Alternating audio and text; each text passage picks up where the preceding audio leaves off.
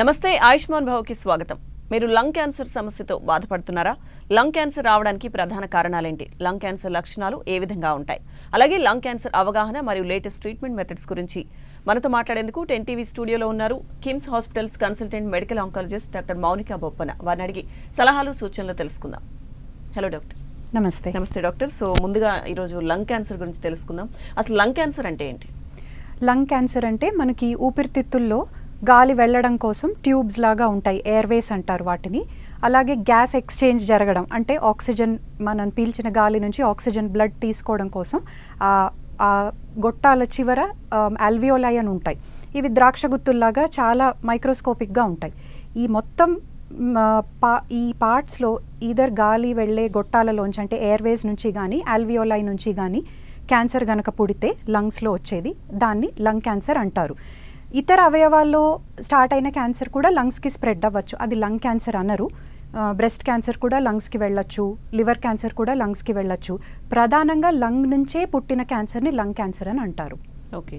So ఇప్పుడు మన దేశంలో లంగ్ క్యాన్సర్ సమస్య ఏ విధంగా ఉందంటారు? ప్రపంచవ్యాప్తంగా చూస్తే ఎక్కువగా నమోదయ్యే క్యాన్సర్లలో లంగ్ క్యాన్సర్ మొదటి స్థానంలో ఉంది. అలాగే క్యాన్సర్ వలన కలిగే మరణాల విషయంలో కూడా లంగ్ క్యాన్సర్ ఫస్ట్ ప్లేస్లో ఉంది.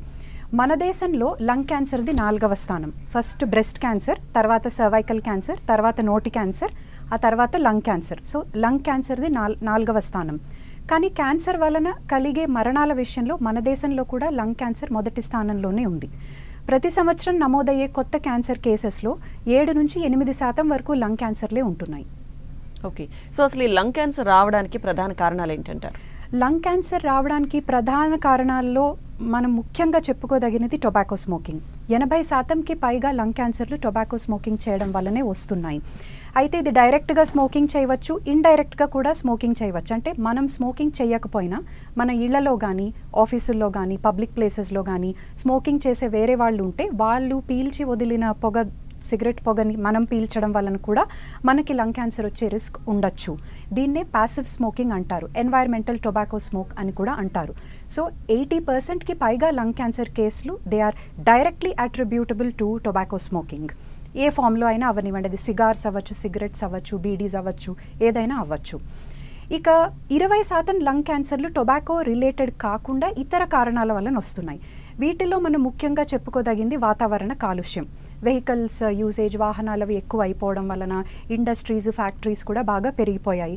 ఈ డీజిల్, పెట్రోల్ ఇవన్నీ కంబషన్ జరిగినప్పుడు వెలువడే విషవాయువుల వలన, రకరకాల కెమికల్స్ వలన, అలాగే ఇండస్ట్రీస్ నుంచి బయటకి వదిలే కెమికల్స్ కూడా ఇవన్నీ గాలిలో కలిసి మనం ఆ గాలిని పీల్చినప్పుడు ఈ కెమికల్స్ అన్నీ మన ఊపిరితిత్తుల్లోకి వెళ్ళి చేరుతున్నాయి. ఇవి ఊపిరితిత్తుల్లో క్యాన్సర్ పుట్టడానికి కారణమవుతున్నాయి.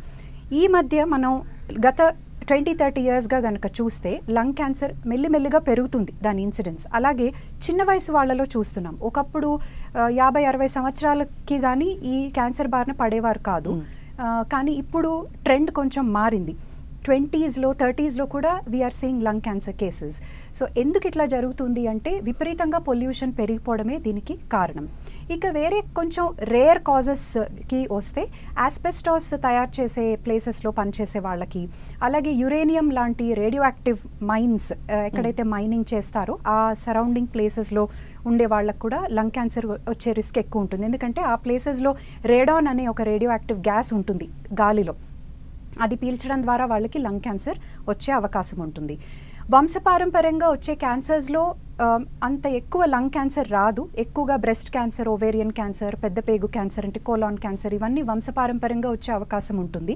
కానీ అరుదుగా కొన్ని రకాల జన్యు లోపాల వలన లంగ్ క్యాన్సర్ కొన్ని కుటుంబాల్లో హెరిడిటరీగా వస్తూ ఉంటుంది. ఇవి లంగ్ క్యాన్సర్కి మనం ప్రధానంగా చెప్పుకోగలిగిన కారణాలు. ఓకే. సో డాక్టర్, అయితే మనం లంగ్ క్యాన్సర్కి కారణాలు చెప్పుకున్నాం ఇప్పటి వరకు. అంటే సిగరెట్ స్మోకింగ్ కానీ, అలాగా పొల్యూషన్ ఒకటి. సో ఇప్పుడు చాలామంది పిల్లలు చూస్తున్నాం మనం టీనేజ్లోనే స్మోకింగ్కి అలవాటు పడుతున్నారు. సో ఇటువంటి వాళ్ళకి లంగ్ క్యాన్సర్ వచ్చే అవకాశం ఎంత ఎక్కువగా ఉంటుందంటారు? ఇటువంటి వాళ్ళకి లంగ్ క్యాన్సర్ వచ్చే అవకాశం చాలా ఎక్కువ ఉంటుందండి. ఎందుకంటే సిగరెట్ స్మోక్లో చాలా కెమికల్స్ ఉంటాయి. అది ఎంత తొందరగా దానికి ఎక్స్పోజర్ మొదలైతే ఎంత దీర్ఘకాలంగా ఎన్నో సంవత్సరాలు స్మోకింగ్ చేసిన వాళ్ళకి, ఎక్కువ స్మోకింగ్ చేసే వాళ్ళకంటే క్వాంటిటీ, డ్యూరేషన్ రెండు కూడా చాలా ఇంపార్టెంట్.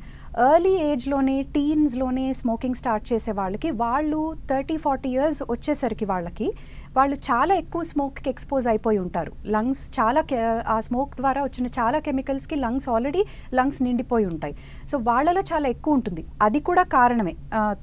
మన చిన్న వయసులో ఈ మధ్య లంగ్ క్యాన్సర్స్ చూడటానికి ఇది కూడా ఒక కారణమే. ఓకే. సో ఇప్పుడు ఈ లంగ్ క్యాన్సర్ అనేది శరీరంలోకి వచ్చిన తర్వాత లక్షణాలు ఏ విధంగా ఉంటాయంట? లంగ్ క్యాన్సర్ లక్షణాలు కామన్గా చూసే సిమ్టమ్ దగ్గు. అయితే ప్రతి దగ్గు లంగ్ క్యాన్సర్ కాదు కదా. దగ్గు అనేది మనం సాధారణంగా ఉండే జబ్బులు చాలా వాటిల్లో వస్తుంది. అలర్జీస్ వచ్చినా దగ్గు వస్తుంది, ఆస్తమా ఉన్న వాళ్ళకి వస్తుంది. అలాగే ఏదైనా ఇన్ఫెక్షన్ ఉన్నా, మనకి జలుబు కానీ ఏదైనా ఎనీ లంగ్ ఇన్ఫెక్షన్ వచ్చినా, టీబీ వచ్చినా కూడా దగ్గు రావచ్చు. సో ఏ దగ్గు మనం ఎక్కువ అటెన్షన్ పే చేసి ఇది క్యాన్సర్ ఏమో అనే మనకి అనుమానం ఎప్పుడు కలగాలంటే, దగ్గు 3 వారాలైనా తగ్గకపోవడం, యాంటీబయాటిక్స్ అవి వేసినా తగ్గకపోవడం, అంటే చాలా రోజులుగా కంటిన్యూ అవుతుంది. మామూలుగా జలుబు దగ్గు వస్తే మనకి మ్యాక్సిమం 2 నుంచి 3 వారాలు పూర్తిగా రిలీఫ్ రావాలి. అలా కాకుండా అది కంటిన్యూ అవుతూ ఉంటే వెంటనే చెకప్ చేయించుకోవాలి. తర్వాత కళ్ళలో రక్తం పడడం అనేది ఇట్స్ ఎ డేంజర్ సైన్. అది చాలా ప్రమాదకరమైన సిగ్నల్ అన్నమాట.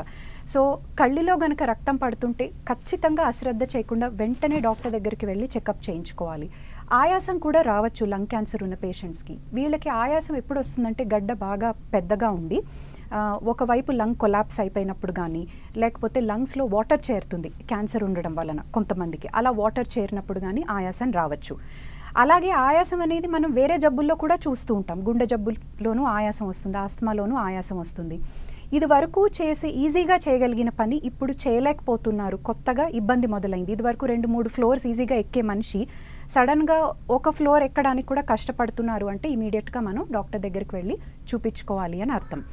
ఇక ఇవి కాకుండా ఆకలి తగ్గడం, బరువు తగ్గడం, ఎముకల్లో నొప్పి రావడం, తలనొప్పి రావడం, వాంతులు అయిపోవడం, జాండీస్ లాగా రావటం, ఇవన్నీ కొంచెం లంగ్ క్యాన్సర్ అడ్వాన్స్డ్ స్టేజెస్కి వెళ్ళి ఇతర అవయవాలంటే బ్రెయిన్ కానీ, లివర్ కానీ, బోన్స్ కానీ ఇవి ఎఫెక్ట్ అయినప్పుడు ఈ సిమ్టమ్స్ అనేవి చూస్తూ ఉంటాం. ఓకే. సో ఈ లంగ్ క్యాన్సర్లో టైప్స్ ఉన్నాయా డాక్టర్? లంగ్ క్యాన్సర్లో టైప్స్ ఉన్నాయి, చాలా రకాలు ఉన్నాయి. మనం ముఖ్యంగా 3 చాలా కామన్గా చూస్తూ ఉంటాము. దీంట్లో అడినోకార్సినోమా అని ఒకటి ఉంటుంది, స్క్వామస్ సెల్ కార్సినోమా ఉంటుంది, న్యూరో ఎండోక్రైన్ కార్సినోమా. ఈ 3 ఎక్కువగా చూస్తూ ఉంటాం. ఈ 3 కూడా adenocarcinoma is the most common variety of lung cancer. Neuroendocrine కార్సినోమాలో ఒక variety small cell lung cancer అని ఉంటుంది. ఇది అత్యంత ప్రమాదకరమైన లంగ్ క్యాన్సర్. ఎందుకంటే ఇది చాలా ఫాస్ట్గా, అతి వేగంగా పెరిగి స్ప్రెడ్ అయిపోతూ ఉంటుంది. సాధారణంగా ఈ స్మాల్ సెల్ లంగ్ క్యాన్సర్తో వచ్చే పేషెంట్స్ చాలా అడ్వాన్స్డ్ స్టేజ్లో వస్తారు. ఇది డయాగ్నోస్ అయ్యాక కొన్ని నెలలే వాళ్ళ లైఫ్ స్పాన్ ఉంటుంది. చాలా తొందరగా ట్రీట్మెంట్ స్టార్ట్ చేయాల్సి వస్తుంది. ఓకే. సో కాలర్ ఉన్నారు డాక్టర్, వైజాగ్ నుంచి చిన్నమ్ములు గారు. హలో అండి. హలో మేడం, నమస్తే మేడం. నమస్తే అండి. అదే మేడం, నాకు లంగ్ ఇన్ఫెక్షన్ అని 2018లో చెప్పారు మేడం. ట్రీట్మెంట్ తీసుకుంటున్నాను. ఓకే. తీసుకుంటే అసలు ఈ మధ్య ఒక 6 months నుండి మేడం అసలు ఒక 2 టెప్స్ ఇచ్చినా సరే ఆయాసం మేడం. స్నానం చేసిన ఆయాసం అసలు బాగోట్లేదు. దగ్గు అది ఒక 15 days నుంచి విపరీతమైన దగ్గు మేడం. కఫం పడుతుంది. మీకు ఇన్ఫెక్షన్ ఉన్న సిమ్టమ్స్ ఎక్కువ కనపడుతున్నాయండి. అయితే మీకు వచ్చిన ఇన్ఫెక్షన్ వలన ఊపిరితిత్తుల్లో కొంత డ్యామేజ్ ఏదైనా ఉండుంటే దాని వలన ఆయాసం వస్తూ ఉండొచ్చు. ఒకసారి లంగ్ స్పెషలిస్ట్ దగ్గరికి వెళ్ళి చూపించుకుని మళ్ళీ స్కాన్ అవసరమైతే తీసి ఎంత మేరకు ఊపిరితిత్తులు ఏమైనా డ్యామేజ్ అయినాయా, దీనికి రెస్పిరేటరీ ఫిజియోథెరపీ అని ఉంటాయి, బ్రీదింగ్ ఎక్సర్సైజెస్ అవి చేయడం ద్వారా మీకు రిలీఫ్ లభించవచ్చు. అలాగే ఇప్పుడు ఏదైనా ఇన్ఫెక్షన్ ఉంటే దానికి కూడా మళ్ళీ ట్రీట్మెంట్ కోర్స్ వాడడం ద్వారా కూడా మీకు ఈ సిమ్టమ్స్ కొంతవరకు తగ్గుతాయి. ఓకే డాక్టర్, అంటే ఇప్పుడు కాలర్ చెప్పినట్టు ఇన్ఫెక్షన్ అంటారా, అది క్యాన్సర్కి దారితీసే అవకాశాలు? సో ఇన్ఫెక్షన్ సిమ్టమ్స్ ఇన్ఫెక్షన్గా మొదలయ్యి ఒక్కొక్కసారి మనకి కొన్ని సంవత్సరాల తర్వాత ఇన్ఫెక్షన్ వలన క్యాన్సర్ ఏం రాదు, కానీ అది క్యాన్సర్ కోఇన్సిడెంటల్గా అదే పేషెంట్లో రావచ్చు కదా. సో మనకు ఒక ఇన్ఫెక్షన్, ఒక పేషెంట్కి టీబీ వచ్చింది, సపోజ్ ట్రీట్మెంట్ వాడుతున్నారు అనుకోండి, ఏ సిమ్టమ్ వచ్చినా అది టీబీ వల్లనే అని అనుకోకూడదు. ఏదైనా మన టీబీ ట్రీట్మెంట్ వాడాక కూడా ఒక సిమ్టమ్ పర్సిస్టెంట్గా ఇబ్బంది పెడుతుంది అంటే వెంటనే దాన్ని ఇవాల్యుయేట్ చేయించుకోవాలి. క్యాన్సర్ అయ్యే అవకాశం ఉందా ఏంటి అనేది మనం చూసుకోవాల్సి ఉంటుంది. చెకప్ చేస్తే కానీ దానికి తగిన పరీక్షలు స్కాన్స్ అవి చేస్తే కానీ లంగ్లో ఏదైనా గడ్డలాగా ఉందా, కేవలం ఇన్ఫెక్షన్ వల్లనే ఈ సిమ్టమ్స్ వస్తున్నాయా అనేది తెలుస్తుంది. ఓకే. సో ఇప్పుడు ఇందాక సిమ్టమ్స్ మీరు కొన్ని చెప్పారు. అలాగే అంటే చాలా మంది ఒక 3 వారాల తర్వాత దగ్గు తగ్గకపోయినా సిమ్టమ్స్ని కొంత నెగ్లెక్ట్ చేస్తూ ఉంటారు, ఏమో మెడిసిన్స్ వాడుతూ ఉంటారు. ఇనీషియల్ స్టేజ్లో కనుక వీటిని తగ్గించుకోకపోతే ఎటువంటి కాంప్లికేషన్స్ వస్తాయంటారు? చాలా మంది సిమ్టమ్స్ తో బయటపడేసరికి ఏమవుతుందంటే క్యాన్సర్ ఆల్రెడీ చాలా అడ్వాన్స్డ్ స్టేజ్లోకి వెళ్ళిపోయి ఉంటుంది. 20% లంగ్ క్యాన్సర్స్ మాత్రమే మనం ఎర్లీ స్టేజ్లో డిటెక్ట్ చేయగలుగుతున్నాం, అంటే స్టేజ్ 1 స్టేజ్ 2 పూర్తిగా నయం చేసుకోగలిగే స్టేజెస్లో. మిగతా 80% లంగ్ క్యాన్సర్స్ అడ్వాన్స్డ్ స్టేజెస్లో, క్యూర్ చేయలేని స్టేజెస్లో బయటపడుతున్నాయి. దీనికి కారణం ఏంటంటే గడ్డ చాలా చిన్నదిగా ఉన్నప్పుడు ఎలాంటి సిమ్టమ్స్ కాజ్ చేయకపోవచ్చు. సో సిమ్టమ్స్ వచ్చేసరికి అది ఆల్రెడీ చాలా స్ప్రెడ్ అయిపోయి ఉండొచ్చు. మనం కోవిడ్ అప్పుడు చాలామంది సిటీ స్కాన్స్ చేయించుకున్నారు కదా, చెస్ట్ సిటీ స్కాన్స్. వాళ్ళలో కొంతమందిలో లంగ్లో గడ్డలు బయటపడినాయి. సో వేరే దేనికోసమో చెస్ట్ ఎక్స్రే కానీ చెస్ట్ సిటీ కానీ చేయించితే దాంట్లో లంగ్ గడ్డ బయటపడడం అనేది జరుగుతుంది. మనం దీన్ని ఎర్లీగా డిటెక్ట్ చేయటం ఎలా, సిమ్టమ్స్ ఉండవు కాబట్టి. హై రిస్క్ ఇండివిజువల్స్ ఎవరైతే ఉంటారో, అంటే బాగా హెవీగా స్మోకింగ్ చేసేవాళ్ళు, ఆస్బెస్టాస్ ఇండస్ట్రీస్లో పనిచేసేవాళ్ళు, యురేనియం మైన్స్ దగ్గర ఉండేవాళ్ళు, వీళ్ళు హై రిస్క్ ఇండివిజువల్స్. వీళ్ళకి సంవత్సరానికి ఒకసారి ఎలాగైతే బ్రెస్ట్ క్యాన్సర్ ఎర్లీగా డిటెక్ట్ చేయడం కోసం మ్యామోగ్రఫీ చేస్తామో, సంవత్సరానికి ఒకసారి వీళ్ళలో low dose CT scan of the chest అనేది చేయొచ్చు. దీనిలో అతి తక్కువ మోతాదులో ఎక్స్రేస్ వాడి సిటీ స్కాన్ చేస్తారు. దాంట్లో ఏదైనా గడ్డలు ఉంటే అప్పుడు దాన్ని ఫర్దర్గా మనం ముక్క పరీక్ష అంటే బయోప్సీ చేయడం ద్వారా మనం లంగ్ క్యాన్సర్ ఎర్లీగా ఉన్నప్పుడే, అది సిమ్టమ్స్ కాజ్ చేసే ముందే మనం పట్టుకోగలం. అంత ఎర్లీగా డిటెక్ట్ అయినప్పుడు దాన్ని పూర్తిగా నయం చేసుకునే అవకాశం ఎక్కువ ఉంటుంది. ఓకే డాక్టర్, కాలర్ ఉన్నారు సూర్యాపేట నుంచి, లింగయ్య గారు. హలో అండి. నమస్తే మేడం. నమస్తే అండి. లింగయ్య గారు, టీవీ చూడకుండా డాక్టర్ గారితో మాట్లాడండి, సమస్య ఏంటో చెప్పండి.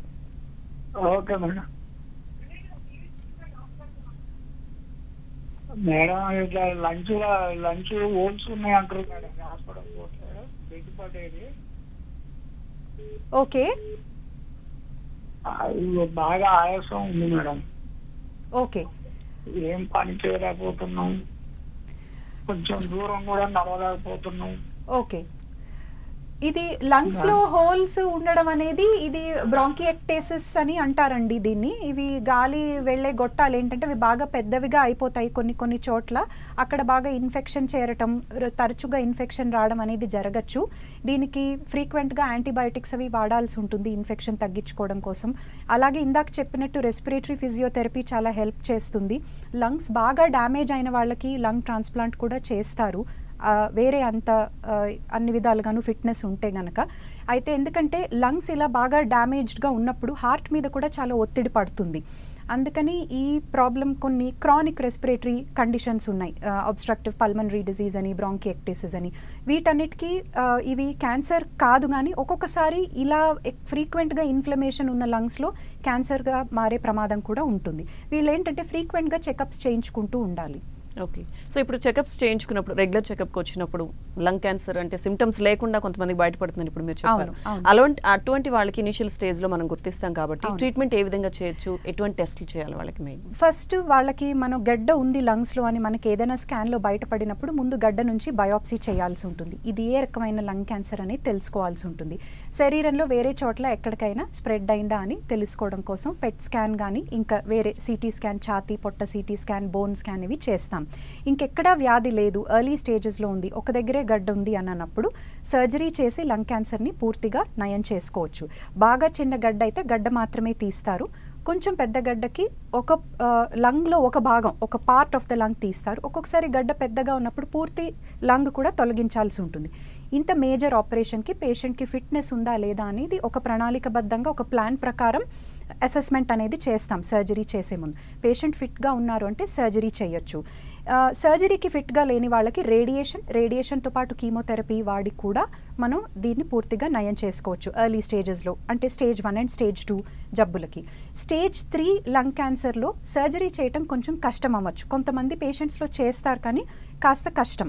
వాళ్ళలో ఫస్ట్ కొంచెం కీమోథెరపీ ఇచ్చి గడ్డని చిన్న చేసుకుని లింఫ్ నోడ్స్ని చిన్న చేసుకుని అప్పుడు సర్జరీకి పంపించవచ్చు. స్టేజ్ 3 లంగ్ క్యాన్సర్లో రేడియేషన్తో పాటు రేడియేషన్ ప్రభావాన్ని పెంచడానికి కీమోథెరపీ వారం ఇచ్చే కీమోథెరపీ ఇచ్చి కూడా నయం చేసుకోవచ్చు. స్టేజ్ 4కి వెళ్ళిన తర్వాత సర్జరీ సాధారణంగా వాడరు. రేడియేషన్ చాలా సెలెక్టివ్గా వాడతారు. ఎప్పుడైతే గడ్డ బాగా నొప్పిని కలగజేస్తుందో ఇబ్బంది కలగజేస్తుందో ఆ గడ్డ సైజ్ తగ్గించడం కోసం ఓన్లీ వాళ్ళకి సిమ్టమ్స్ నుంచి రిలీఫ్ ఇవ్వడం కోసం పాలియేటివ్ రేడియేషన్ వాడతారు. స్టేజ్ 4 లంగ్ క్యాన్సర్కి ప్రధానంగా మందుల ద్వారానే మనం దాన్ని కంట్రోల్లో నియంత్రణలో పెట్టుకోవడానికి ట్రై చేస్తాం. ఓకే డాక్టర్, కాలర్ ఉన్నారు రామచంద్ర గారు. హలో అండి. నమస్కారం మేడం. నమస్తే అండి, డాక్టర్ గారు ఉన్నారు, మాట్లాడండి. నమస్తే, చెప్పండి. నాకు nose cancer madam. Nose cancer వచ్చింది, 2 సంవత్సరాలు అయింది. ఓకే. నాకు ఆపరేషన్ చేశారు. రైట్ సైడ్ దవడ 5 దవడ తీసేశారు. ఓకే. తర్వాత రివిజన్ కూడా జరిగి 18 నెలలు 20 నెలలు అవుతుంది. ఓకే. తర్వాత నాకు నోరు ఓహన్ అయితే లేదు, ఒక ప్రాబ్లం. తర్వాత కారం జరుగుతలేదు, కారం అసలే జరుగుతలేదు, లాలజ్వరం వస్తలేదు, రుచి అన్నది అసలు తెలుస్తలేదు. లైఫ్ లాంగ్ మిగతా కూడా చాలా సమయం వల్ల ఏమన్నా అస్సలం వల్ల ఇది. ఇప్పుడు నోటి క్యాన్సర్కి ఆపరేషన్ కానీ రేడియేషన్ కానీ చేసిన తర్వాత నోరు ఓపెన్ అవ్వకపోవడం, కారం తగిలితే బాగా మండడము, రుచి తెలియకపోవడం, ఇవన్నీ కామన్గా చూస్తూ ఉంటాం రేడియేషన్ తర్వాత ఎఫెక్ట్స్. ఇవి నోరు ఓపెన్ అయ్యేలా చేయడానికి కొన్ని ఇన్స్ట్రుమెంట్స్ ఉంటాయి. ఇది కూడా మనం క్యాన్సర్ సర్జరీస్ చేసి దవడలు ఇవన్నీ తొలగించిన తర్వాత రీహాబిలిటేషన్ వాళ్ళు చేస్తూ ఉంటారు. సో వాళ్ళ దగ్గర ఒక ఇన్స్ట్రుమెంట్ ఉంటుంది, అది గ్రాడ్యువల్గా మౌత్ ఓపెనింగ్ని ఇంప్రూవ్ చేస్తుంది సో దట్ వాళ్ళు తినగలరు. అలాగే ఈ కారం తట్టుకోలేకపోవడం అనేది క్రమేపీ మెల్లిగా కొన్ని నెలలు కొన్ని సంవత్సరాలు గడిచే కొద్దీ ఇంప్రూవ్మెంట్ వస్తుంది. టేస్ట్ అనేది మనకి మునుపు తెలిసినట్టు పూర్తిగా తెలియకపోవచ్చు.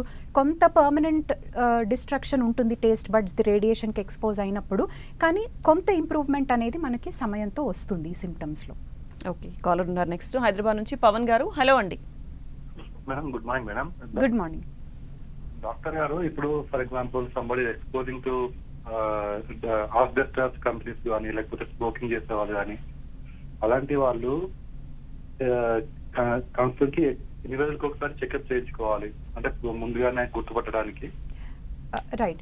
6 నెలలకు ఒకసారి మీరు జనరల్ చెకప్ అంటే డాక్టర్ దగ్గరికి వెళ్ళడము, వాళ్ళు మిమ్మల్ని ఏదైనా సిమ్టమ్స్ ఉన్నాయా, మీకు బరువు అది కరెక్ట్గా మెయింటైన్ అవుతుందా, ఫుడ్ ఇంటేక్ అది బాగానే ఉందా అని ఇలాంటివి జనరల్గా ఏదైతే చెకప్ ఉంటుందో ఫిజికల్గా మిమ్మల్ని ఎగ్జామిన్ చేయటం ఇవన్నీ చేస్తామండి. సంవత్సరానికి ఒకసారి ఇందాక నేను చెప్పినట్టు ఇలా లంగ్ క్యాన్సర్ వచ్చే రిస్క్ ఎక్కువ ఉన్న వాళ్ళు, ఆస్బెస్టాస్ ఫ్యాక్టరీస్ దగ్గర అలా పనిచేసే వాళ్ళకి, స్మోకింగ్ చేసే వాళ్ళకి, వీళ్ళకి సంవత్సరానికి ఒకసారి లో డోస్ ఛాతీ సిటీ స్కాన్ చేయడం ద్వారా మనం గడ్డ చాలా ఎర్లీగా చిన్నగా ఉన్నప్పుడే మనం గుర్తించగలం. అయితే అందరూ చేయక్కర్లేదు, అది ఓన్లీ హై రిస్క్ ఇండివిజువల్స్కి మాత్రమే ఆ లో డోస్ సిటీ స్కాన్ అనేది రికమెండేషన్లో ఉంది. ఓకే, సో నెక్స్ట్ కాలర్ ఉన్నారు బ్రహ్మచారి గారు. హలో అండి. నమస్కారం మేడం. నమస్తే అండి. మా బ్రదర్ అండి పొట్టలో 2వ పొరకు క్యాన్సర్ ఉందని తేలిందండి. ఓకే. బయాప్సీ తీస్తే కూడా క్యాన్సర్ అని వెళ్ళింది. ఓకే. అయితే వెన్ను నొప్పి వస్తుందండి బాగా. ఏం నొప్పి వస్తుందండి? వెన్ను నొప్పి చేయించాము, 2 సార్లు కీమోథెరపీ చేయించాము. ఓకే.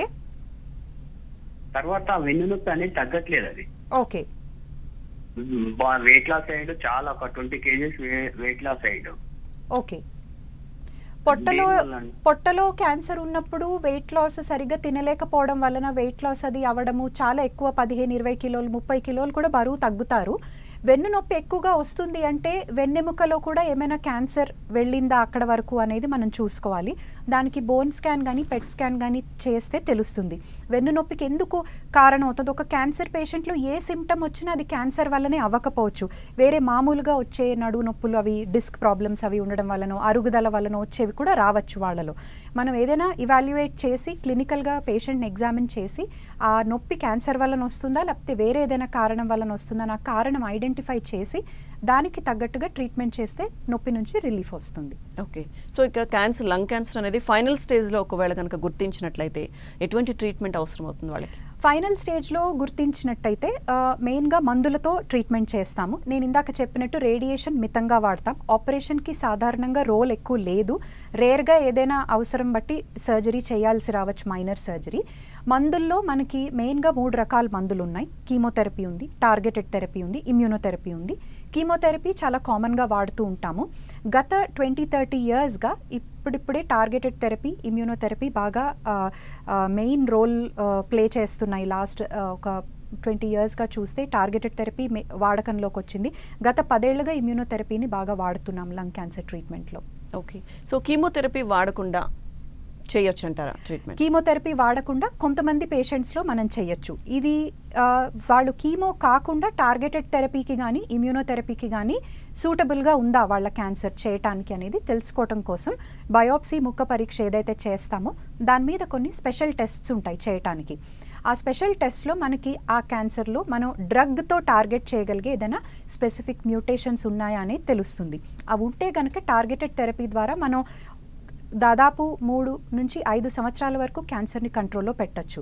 ఫార్చునేట్లీ టార్గెటెడ్ థెరపీస్ అన్నీ కూడా టాబ్లెట్స్ రూపంలో ఉన్నాయి. తీసుకోవడం చాలా ఈజీ. కీమోథెరపీకి ఉండేలాంటి సైడ్ ఎఫెక్ట్స్ ఎక్కువ ఉండవు.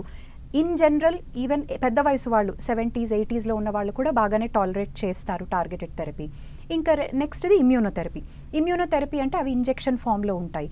ఇవి మనకి మన ఓన్ ఇమ్యూనిటీని అవి స్టిమ్యులేట్ చేస్తాయి క్యాన్సర్తో ఫైట్ చేయటానికి.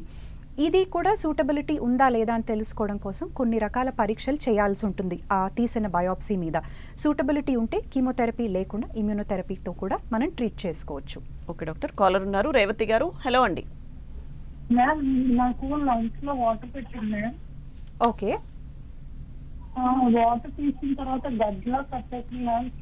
ఫోర్ కీమోస్ పెట్టారు. ఓకే. 4 కీమోస్ పెట్టిన తర్వాత కూడా ఇప్పుడు సర్జరీ చేస్తామని అంటున్నారు కానీ సర్జరీ చేయట్లేదు మ్యామ్. ఓకే. టాబ్లెట్స్ ద్వారా ఏమైనా తగ్గుతుందా ఏంటి అని. సర్జరీ చేస్తామని చేయలేదంటే సర్జరీ చేయటానికి గడ్డ వీలుగా లేదా ఎక్కడైనా అతుక్కుని ఉండడం కానీ గడ్డ బాగా పెద్దగా ఉండడం కానీ అలా ఉంటే కనుక సర్జరీ చేయడానికి ఇనీషియల్గా వీలు పడకపోవచ్చు. అప్పుడు కొన్ని కీమోథెరపీలు తర్వాత రేడియేషన్ సహాయంతో గడ్డని చిన్న చేసుకుని అప్పుడు సర్జరీ చేయటానికి వీలుగా చేయొచ్చు. మనం ఇచ్చే కీమోథెరపీ అందరిలోనూ పని చేయకపోవచ్చు. ఒక 100 మంది పేషెంట్స్కి సేమ్ టైప్ ఆఫ్ క్యాన్సర్ ఉన్న పేషెంట్స్కి ఒక కీమోథెరపీ రెజిమెన్ వాడితే అది ఒక 60% మందిలోనే పని చేయొచ్చు, ఒక 40 మందిలో పని చేయకపోవచ్చు. అప్పుడు మనం ట్రీట్మెంట్ స్ట్రాటజీ మార్చి వేరే రకమైన కీమోథెరపీ మందులతో కూడా ట్రై చేయొచ్చు. ఓకే, సో ఈ లంగ్ క్యాన్సర్కి ట్రీట్మెంట్ ఇచ్చే పేషెంట్స్ కనుక డయాబెటీస్ కానీ లేకపోతే థైరాయిడ్ కానీ ఇటువంటి సమస్యలు ఉంటే ఎలా ట్రీట్ చేయాలంటారు వాళ్ళని? Diabetes, blood pressure, high blood pressure కానీ గుండె జబ్బులు కానీ ఇవి ఉన్నప్పుడు ఆ ప్రాబ్లమ్స్ బాగా కంట్రోల్లో ఉండాలి మనం కీమోథెరపీ కానీ సర్జరీ కానీ ఏదైనా చేసే ముందు. ఎందుకంటే హై షుగర్స్ ఉంటే కీమోథెరపీకి ప్రాబ్లమే, ఆపరేషన్కి ప్రాబ్లమే. సో ఈ కోమార్బిడిటీస్ ఏవైతే ఇతరత్ర హెల్త్ కండిషన్స్ ఉంటాయో అవన్నీ కంట్రోల్లోకి రావాలి. ఆ విధంగా మనం వాటిని కంట్రోల్ చేశాకే ట్రీట్మెంట్ ప్లాన్ చేయాల్సి ఉంటుంది. టార్గెటెడ్ థెరపీకి ఇవేం పెద్ద ప్రాబ్లమ్స్ కాదు.